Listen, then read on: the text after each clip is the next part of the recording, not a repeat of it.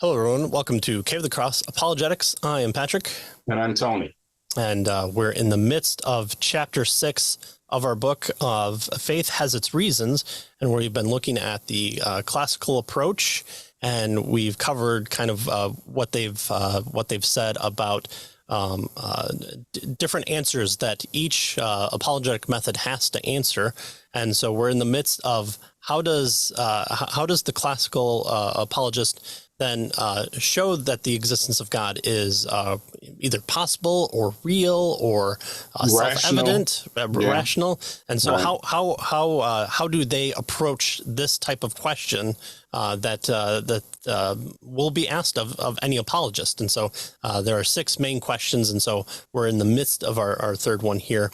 And so we've kind of talked about the moral argument and the ontological argument. And now what we're going to get into is the cosmological argument.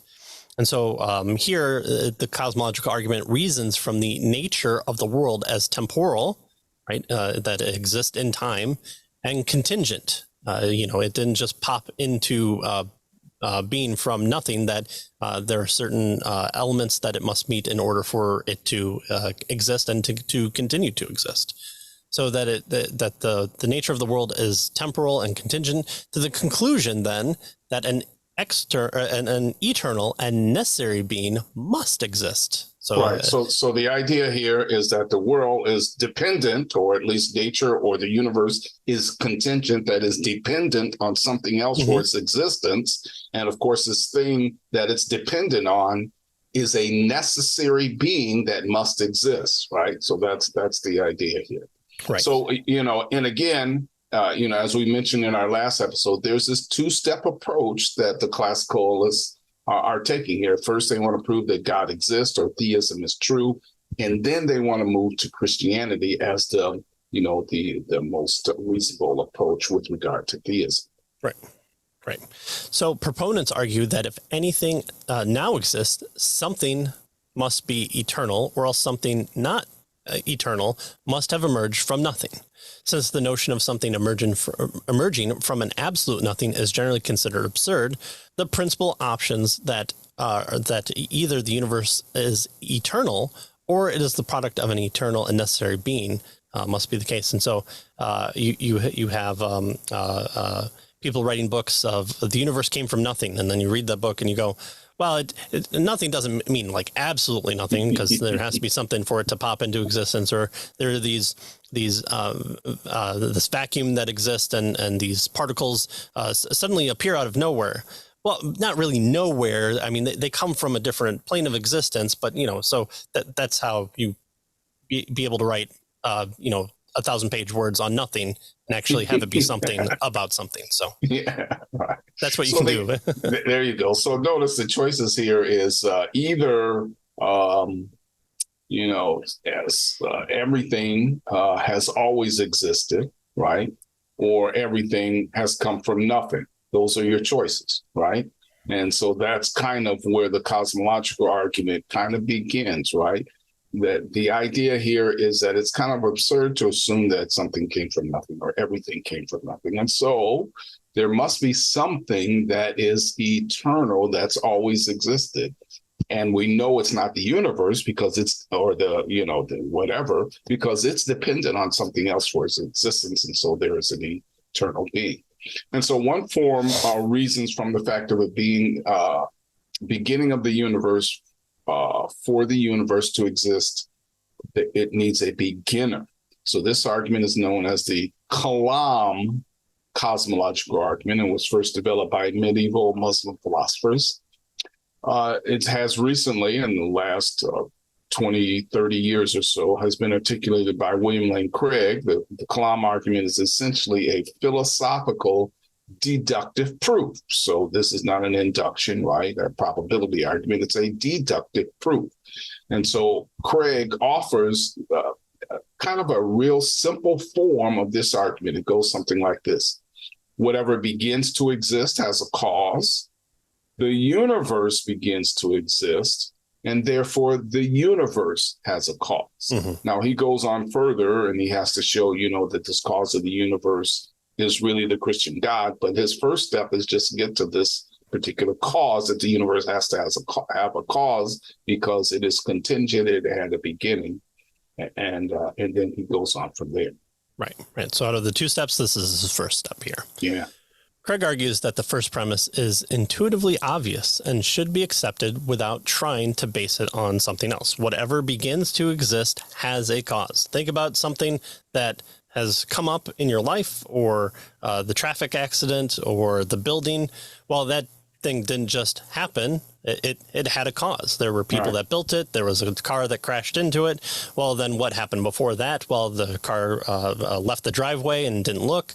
The person got in the car, so we can go back and back and back until we come to this kind of first cause. Yeah, or we can even make it easier, right? Think of yourself, right? You didn't just always exist. There was a cause of your existence, your parents, and the cause of their existence, their parents, and so forth, right?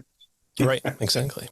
He then defends the second premise on both philosophical and scientific grounds. His principal argument here is a philosophical argument based on the improbability of a temporary infinity past. The universe began to exist. And I think it's a case for a creator with Lee Strobel that he's interviewed in there. And he does a masterful job of talking about the impossibility of an actual infinite. So I think he does it through hotel rooms, but I just like the idea of thinking, well, in order for us to get to this time and this place, infinity would have had to happen. Well, have we had infinity time? Well, no, but we're at this place right here and now. So therefore, an infinity time didn't have to happen. And you could go from this point forward. Is there an end of time? Absolutely. Because if it goes off into infinity, we could never progress in time. Well, guess what? From the start of when I was starting this weird explanation, we've gotten to this point, the end, period. And look, we've traversed a time period. And so therefore, at least as far as time or the universe, it doesn't seem to be an actual infinite. So that's what he does here. And Craig uses the hotel, he calls it Hilbert's hotel based on a mathematician, Hilbert. And he argues that it's incoherent, as you mentioned here, right, to posit an actual infinite that really exists, right? He says we can have a mathematical construct, right, of infinity, right, that we can use to make mathematical equations and that sort of thing. But an actual infinite, in reality, he argues, is a incoherent concept. Right. So he says that the idea of time extending backwards infinitely, what is known as an infinite regress, though an actual infinite series of moments or events is said to be inherently irrational. Therefore, on a priori philosophical grounds, this argument concludes that the universe must have had a beginning. So at least very step one, the universe has a beginning. Therefore, it seems like we have to go to our first point. Whatever begins to exist has a cause. And what is that cause? Who is that cause? There you go, right? And so although the Kalam argument as originally formulated is a deductive philosophical proof, Craig and other classical apologists supplement this rather abstract argument with the scientific evidence. Notice that the universe had a beginning. So not only does he use a philosophical proof, that the impossibility of an actual infinite series of things, but also he uses scientific evidence, as he sees it, to show that the universe actually had a beginning, right? The argument here is based on the virtual consensus among all cosmologists that this beginning occurred in what is called the Big Bang, right? And so it has to be pointed out that even if a series of Big Bangs were postulated, for which there's really no evidence, it is clear that the universe would not oscillate through such a series from eternity. So there it is. He has a philosophical proof with regard to the impossibility of an actual infinite number of things or events and that sort of thing. And he has scientific evidence based on the cosmological position of the Big Bang to show that the universe began to exist. And of course, then, logically, then it shows that if it began to exist, then it had to have a cause. Right. And so that's how he gets to his conclusion. Right. So he uses both space and time as pointing to a single point in time where the universe started. And so here, then, opponents have raised a variety of objections to these arguments. For example, they claim that reasoning from the finite, temporal, or contingent nature of all things in the universe to the conclusion that the universe itself is finite, temporal, and contingent commits the fallacy of composition. Well, the fallacy occurs when the attributes of the parts are attributed to the whole. For example, it would be a mistake to reason from the premise that all atoms are invisible to the conclusion that all physical objects, since they are comprised of atoms, should also be invisible. Well, how do I stop myself from falling to the floor? Well, unless if I'm the Flash and I can vibrate my atoms so that I can fall through it, that's not happening. So, here atoms just empty space. So how am I existing on this plane of existence? Well, okay, and we should ask that for ghosts as well. How does ghosts glide across the floor if they're incorporeal? Well, all right, we'll have to wait for that one. Or ask Casper himself. Yeah, maybe he's just the ghost version of the Flash. Well, one answer to this objection is the arguments appealing to composition are often valid. For example, if all the pieces of a puzzle are red, well, the puzzle as a whole will also be red. So just because it might not apply doesn't mean it necessarily applies. There you go. Right. So notice the idea here is this fallacy of composition is oftentimes overcome because it's true, right? that the things that make up the components of a whole thing are indeed the whole thing has the characteristics of those components, right? So it may not work with invisibility with regard to atoms, but it does work in other respects, as you've mentioned here or as our authors mentioned here with the red pieces of puzzle, right? So sometimes the fallacy of composition is not a fallacy, right? It's the way things actually are. Another objection is that the argument begs the question by assuming what it sets out to prove, right? So the Kalam argument in particular is often criticized for reasoning from the inconceivability of an actual infinite series to its non-existence, right? We can't conceive of an actual infinite, and therefore it doesn't exist, right? That's the claim here against the Kalam argument, right? It suggests that what seems inconceivable to the human mind is not necessarily exist. But the Kalam argument doesn't buy that, right? The defenders of this form of cosmological argument typically respond that the issue is not subjective inconceivability, right? What one person's mind can conceive, but objective irrationality, whether the concept is rationally coherent, right? So notice it's not, I can't conceive of it and therefore it doesn't exist, right? That would be kind of a subjective, approach here.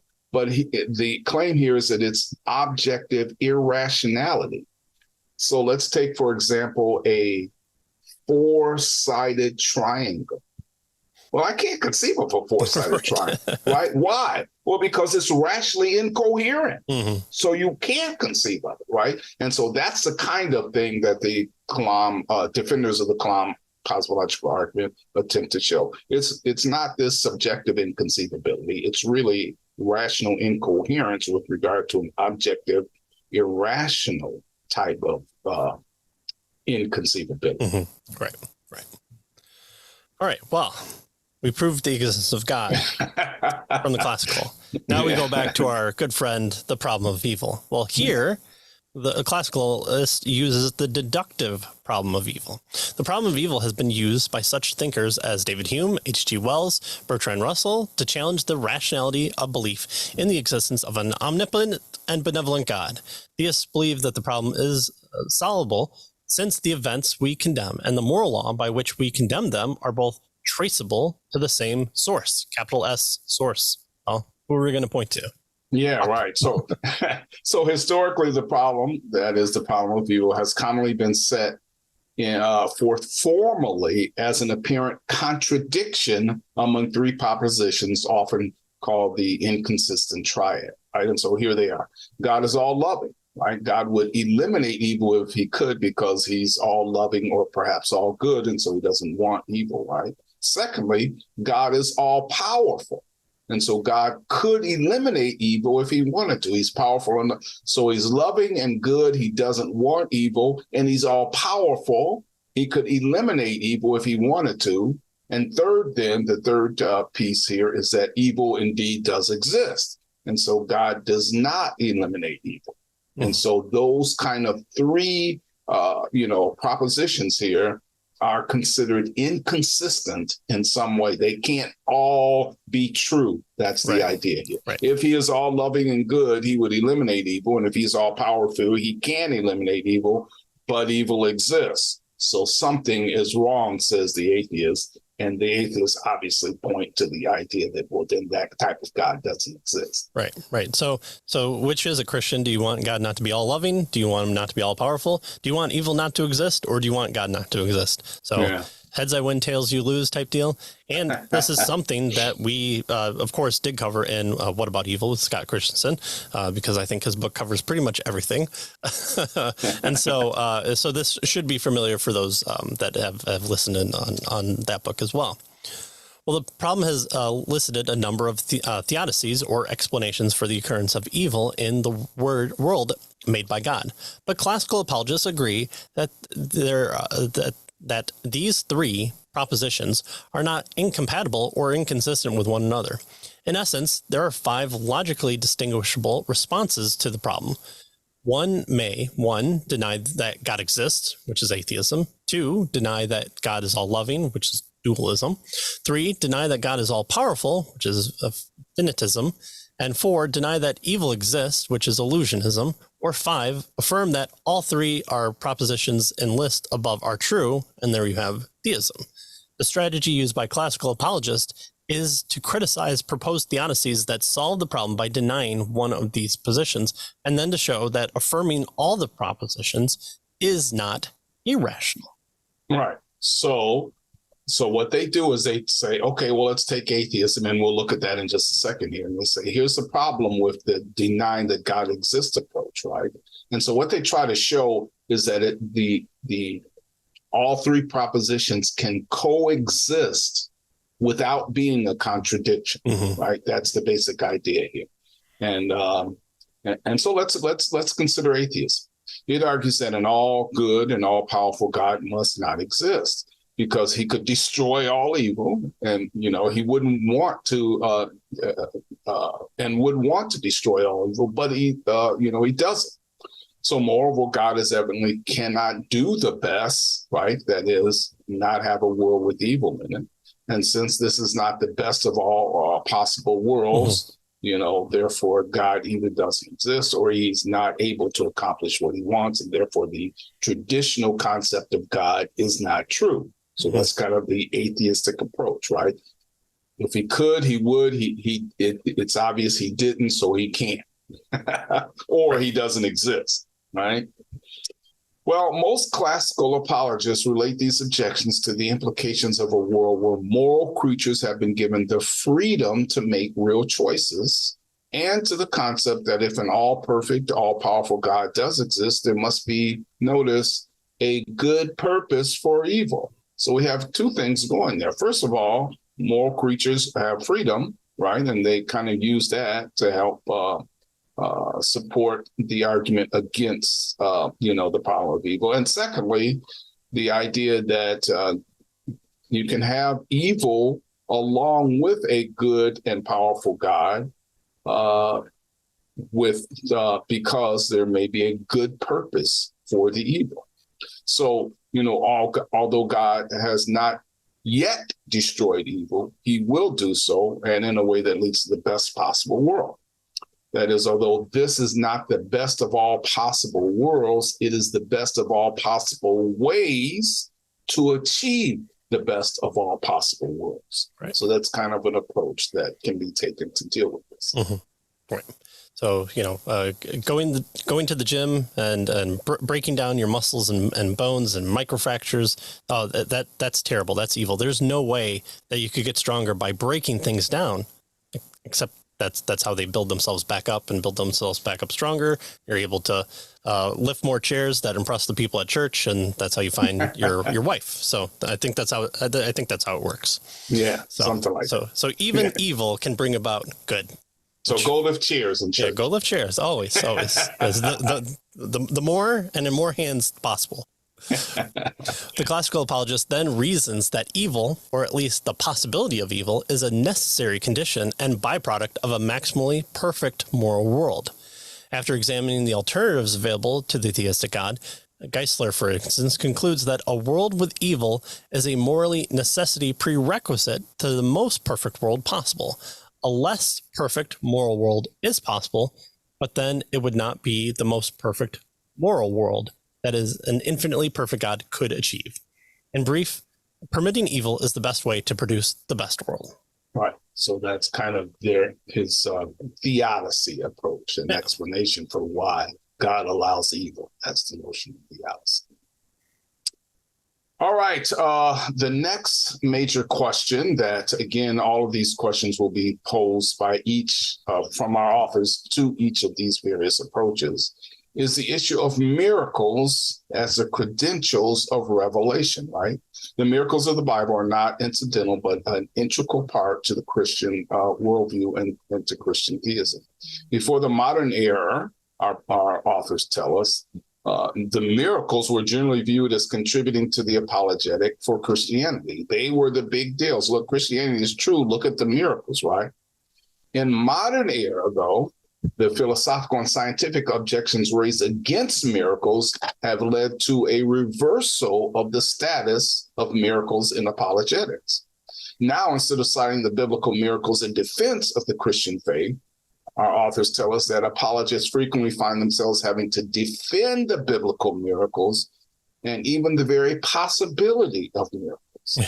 And thus, miracles have seemingly been transformed from an apologetic asset. Look, it's proof we have a miracle, to an apologetic liability, right? Sure. And so we want to work our way through this issue of miracles here in this section of the chapter. Yeah. I mean, you can take the extreme way and become Peter Enns and just talk about, anything that's in the Bible is almost certainly false, except for that which gets you to salvation. But I don't know, why take one over the other. Right. But you also see classical apologists take different parts of the Bible and ascribe them to different forms of writing styles that make it non-historical to get over that. You do have some who, for the sake of, I guess, not arguing for it and it getting in the way, but taking scripture as fully true. And so you have that type of argumentation. And obviously someone like Geisler would vehemently frown against that type of argumentation. But there's a number of them that I've seen who just say, well, arguing that the Bible is 100% real just kind of gets in the way of what I want to do. And so we need to kind of shirk that off a little bit. And so, that can also be as far as miracle goes as well. Just saying, well, let's just kind of talk about the philosophical approach to this and not so much the miracles portion of it. Well, Christian apologists have responded to the modern assault in a variety of ways. The basic strategy taken by classical apologists has threefold. First, they emphasize that miracles are rational concepts in the context of a theistic worldview, right? If God exists, if he is able to speak the word into power, or in the world into power, or from his power, then having him come down and wipe out a city is very much something that is consistent with the world he creates. Or he can send a wind to divide two bodies of, or a single body of water into two bodies of water so people can walk through. There's nothing that makes that concept something that's just incoherent in a theistic worldview. And then second, they give special attention to answering a priori objections to miracles that are based on philosophical or scientific misconceptions. Oh, this thing can't happen because of this. Well, let's take a look at if it's actually impossible for this to happen. Right. And third, they argue that given a theistic worldview, the miracles of the Bible do provide evidential support or confirmation for the Christian faith. Go look at the tomb of David. He is still there, but go look at the tomb of Jesus. He is not there. He is risen. So go. So we might not be able to do that 2,000 years, in the future today. But at the time of writing, it did offer evidential support. And that's just that we still have proofs today that we can go through as well. Good. Yeah. So let's consider first a matter of the worldview context of miracles. Notice, in an atheistic or naturalistic worldview, miracles are by definition impossible because there's no reality beyond the physical universe to affect the miraculous, right? In other words, if the physical universe is all there is, then there's nothing that can, operate on the physical universe, and therefore miracles are by definition, they don't exist, they're impossible. So the key then to defending belief in miracles, according to the classical apologetics, is to defend, as you mentioned, theism, right? If God exists, then of course miracles are possible. So once it's understood that the universe was created by an infinite personal God who is both transcendent, right, above it and beyond it, and immanent, working within it, then the possibility that this God could do miracles is a given, right? So that's kind of the start in terms of a worldview perspective.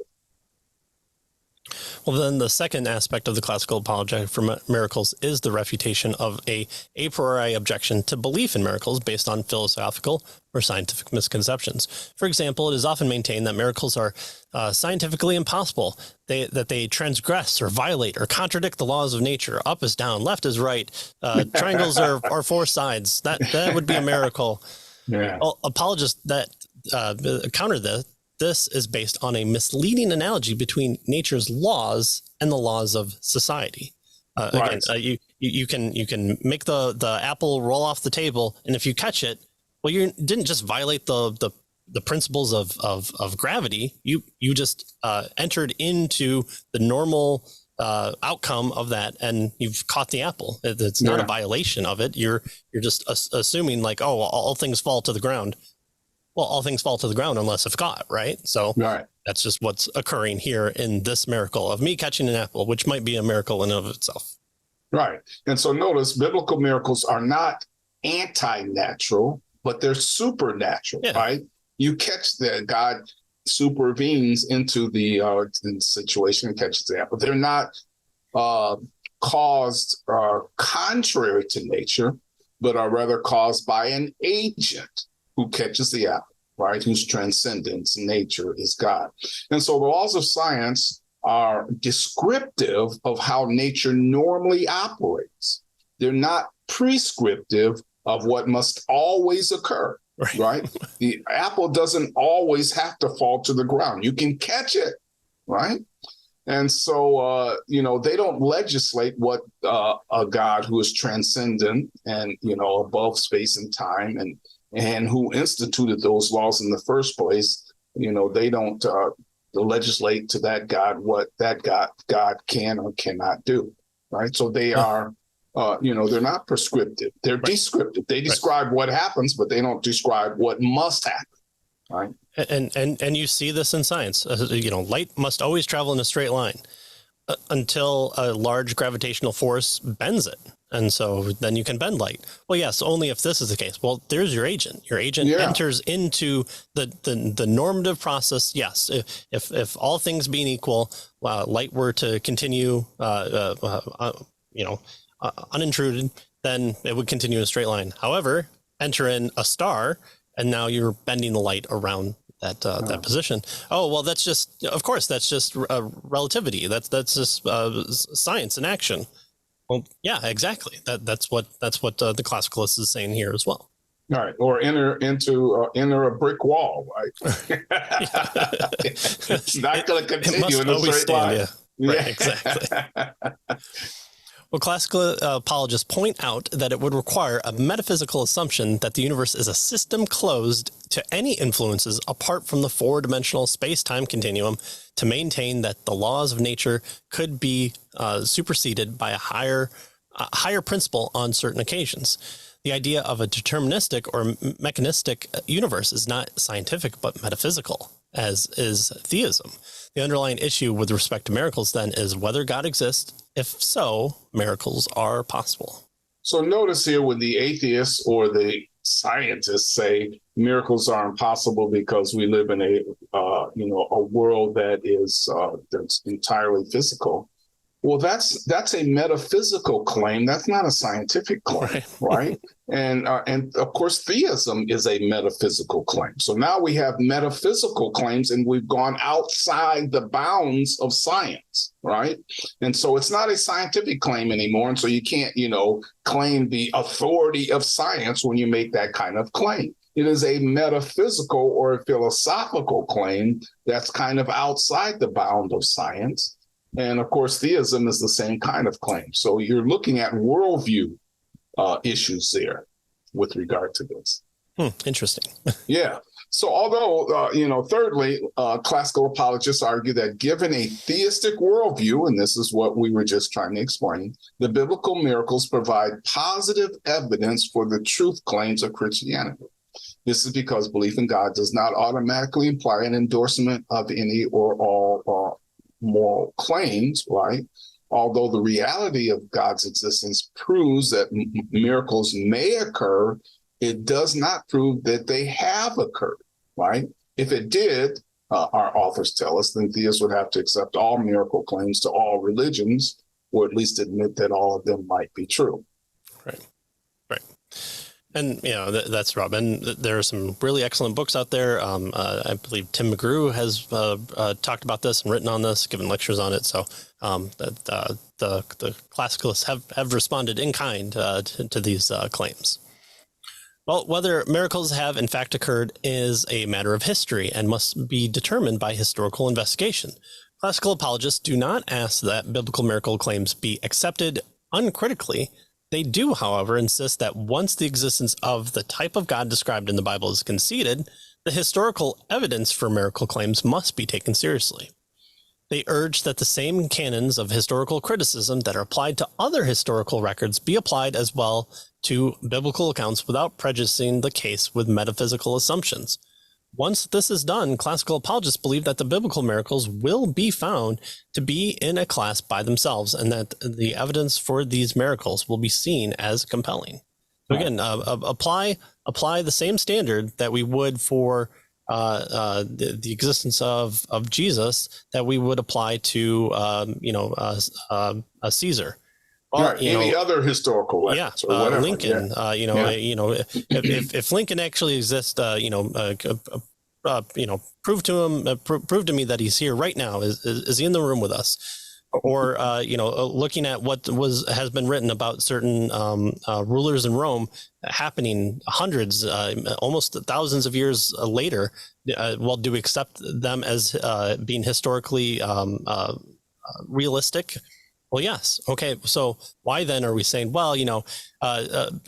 people were writing some 20 years after the events. How could they know these things? I mean, there's no way that human memory could exist that long. Well, okay, but then apply it to that. Then do we take out half of the Roman legion of Caesars? Well, no. Okay. So let's be consistent. And therefore, consistency also requires some presuppositions there. But right. There you go. We don't have to get into that yet. All right. So the last of the 6 questions is the issue with regard to Jesus, right? And so our authors entitled this section, Jesus, the Alternatives. And so having demonstrated the possibility of the supernatural, the classical apologist is ready now to defend the actuality of the biblical miracles, and in particular, the claims to deity made by and about Jesus. So, for instance, Norman Geisler's argument for the deity of Christ is typical of the classical approach. He basically proceeds in 2 steps. First, Christ claimed to be God, and then secondly, Christ proved himself to be God. So that's kind of typical of the classical approach. Yeah. If Jesus never claimed to be God, well, then we're going to be a little bit embarrassed once we hit point 2. So we didn't have to start with point 1 there. Well, an alternative form of the argument lays out that all the alternatives to the Christian view of Jesus as God, and then shows that they must be rejected. The simplest form of this process of elimination argument is known as the trilemma, and presents 3 possibilities. So this one's kind of more known coming from C.S. Lewis, but Josh McDowell has used it as well. And so it says that Jesus really was God or Lord. Jesus knew that he wasn't God, therefore a liar, or that Jesus mistakenly thought he was God and therefore he was a lunatic. Apologists need to say almost nothing in refutation of the second and third views, since nearly everyone recognizes Jesus to have been, at the very least, a person of great wisdom and moral courage. This leaves as only the possibility, though, that Jesus really was God. Yeah. So Lord, lunatic, or liar, right? Right. And so we don't think he was a liar or a lunatic, and therefore that just leaves the Lord, right? And so we're, the trilemma argument, to be complete, however, our authors tell us, it must take into consideration that Jesus did not even claim to be God. So that'd be step one of Glycius' argument. Did he claim to be God? Right. So there are two lines of reasoning by which non-Christians have denied that Jesus claimed to be God. They have either denied that he made the claims to deity reported in the Gospels, or they argued that these should be interpreted to mean something other than a claim to deity, right? So one clear alternative way of interpreting Jesus' claims to deity is to interpret them in kind of an Eastern religious sense as a mystical, affirmations of a unity with God that all people potentially may realize. So he wasn't claiming to be the God. He was saying all people are part of God and he's just one of them, right? That kind of stuff. Be perfect, even as your heavenly Father is perfect. Therefore, you can be perfect just like all of us are perfect. And therefore, all of us are God. And so what Peter Kreeft and others have pointed out, that there's really a total of 5 possible views of Jesus, right? And so these are the various alternatives that he calls a quintilemma. 5 lemmas. And he had 8 versions. So, I mean, he's just always going for the extra. That's right. Thanks, Pete. We appreciate that. All right. Jesus claims the gospel reports the primary premise of the quintilemma. See, that is a hard word to say. Is that the gospels report Jesus claiming to be God. Perhaps the simplest way of undercutting the argument is to dismiss the gospel reports as historically unreliable. Classical apologists appeal to the same types of evidence in defense of the Gospels as and the rest of the New Testament, as do evidentialist apologists, with the aim of showing that the Gospel accounts of the life, teaching, death, and resurrection of Jesus possesses both authenticity and reliability.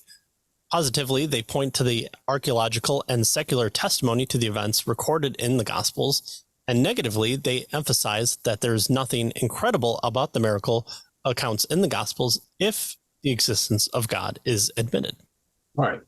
And so then, what about Jesus' claims? What did they mean? Well, the second line of defense against the Christian view of Jesus as God is to argue that they really did not claim to be God in the Jewish sense, right? This is, the Eastern mysticism approach, right? He really wasn't saying he was God, at least not in the Jewish sense.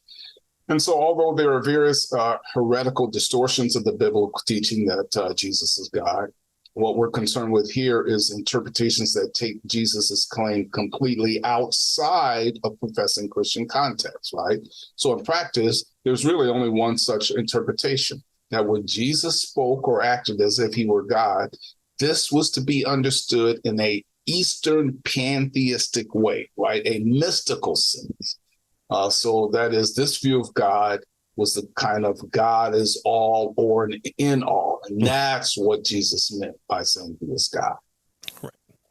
Well, then, classical apologists have responded to the theory with a battery of arguments. Peter Kreeft and Ronald Tassili well represented the classical response when they asserted that Jesus could not have been a mystical guru for one very simple reason, because he was a Jew. And so, therefore, he was going to have Jewish beliefs and Jewish presuppositions and Jewish accountability and a Jewish background. So that's point one. That's a pretty big homer for them. Yeah, really. Well, they pointed out a number of glaring contradictions between the teaching of Judaism in general and Jesus in particular, and on the other hand, those of mystics and gurus.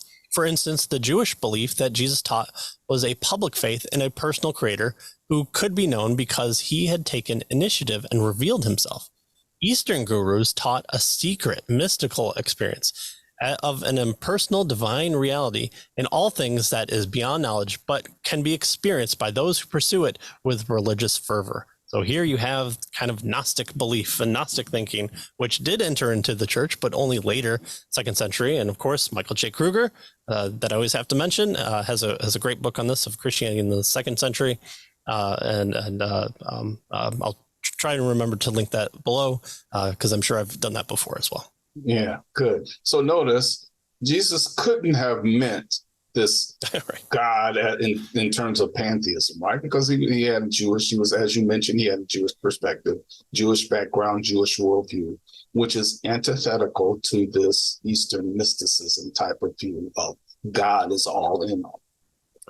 Right. So then lastly, the issue is, and we'll kind of end it here, Jesus' claims, were they true? Right. So he claimed to be God. So the issue is, were they true? So if Jesus really did claim to be God, and if he meant this in the Jewish sense of being the personal creator of the universe, then the simpler trilemma comes directly back into play. Right. Classical apologists know that if they can reduce the options to these three, liar, lunatic, or Lord, then they will have a convincing case for all but the most jaundiced, hostile opponent of Christianity. The reason is simple. Even the most avowed non-Christians are incapable of convincing themselves, let alone anybody else, right, that Jesus was a deceiver or he was demented.